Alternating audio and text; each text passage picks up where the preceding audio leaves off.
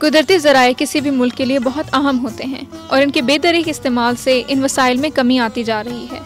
इन कुदरती वसाइल के बारे में आगाही, इनका इस्तेमाल और इनको दरपेश मसाइल की तरफ तवज्जो दिलाने के लिए Pakistan museum of natural history का क़याम अमल में आया।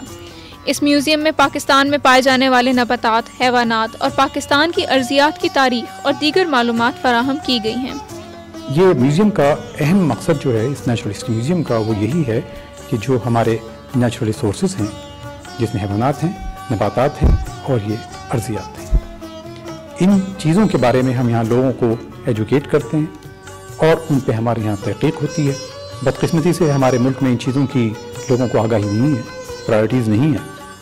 ये पहला पाकिस्तान का नेचुरल हिस्ट्री म्यूज़ियम है जिसमें एजुकेशन पे और रिसर्च पे और कंजर्वेशन पे ये हम तीनों अहम शोबों में काम कर रहे हैं। म्यूजियम में रखी गई इंसानी खोपड़ियों से इंसान की इर्तिकाई तब्दीलियों का पता चलता है।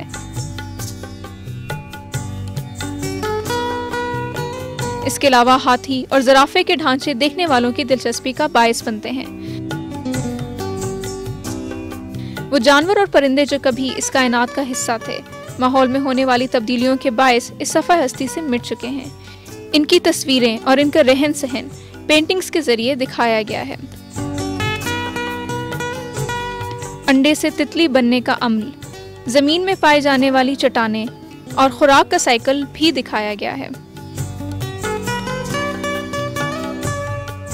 ख़वातीन की दिलचस्पी म्यूजियम में रखे गए कीमती पत्थर और इनसे बनने वाले जेवरात में नजर आती है।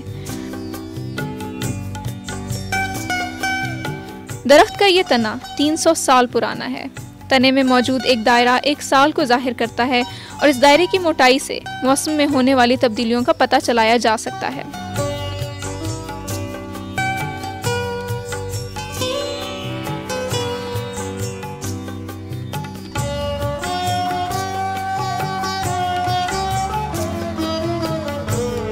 Pakistan museum of natural history में पाकिस्तान के तमाम इलाकों में पाए जाने वाले मौसम, नबातात और हैवानात को इनके कुदरती माहौल में दिखाया गया है।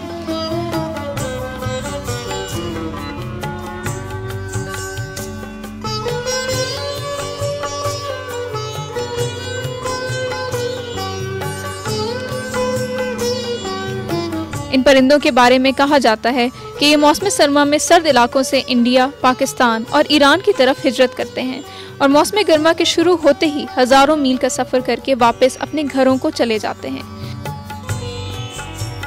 इनके अलावा पाकिस्तान में पाए जाने वाले मादनी ज़खायर और इनके बारे में मालूमात भी फराहम की गई हैं।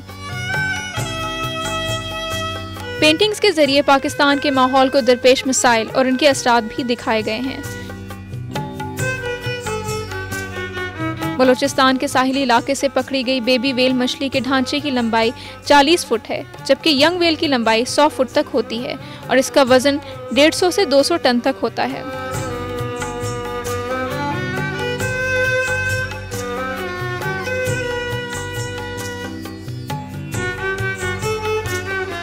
सतह जमीन पर पाए जाने वाले हैवानात और नबातात के अलावा समंदर में पाई जाने वाली नबातात, मछलियाँ और दीगर जानवरों को समंदर की गहराई के हवाले से रखा गया है।